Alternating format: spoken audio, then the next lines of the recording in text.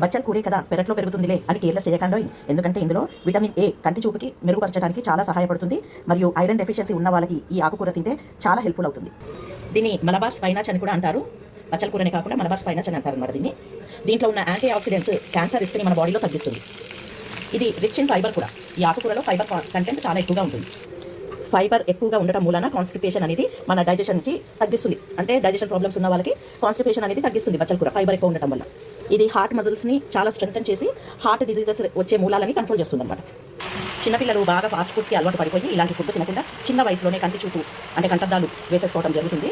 So వాళ్ళకి ఇలాంటి ఆకుకూరలు తినడం అలవాటు చేయండి.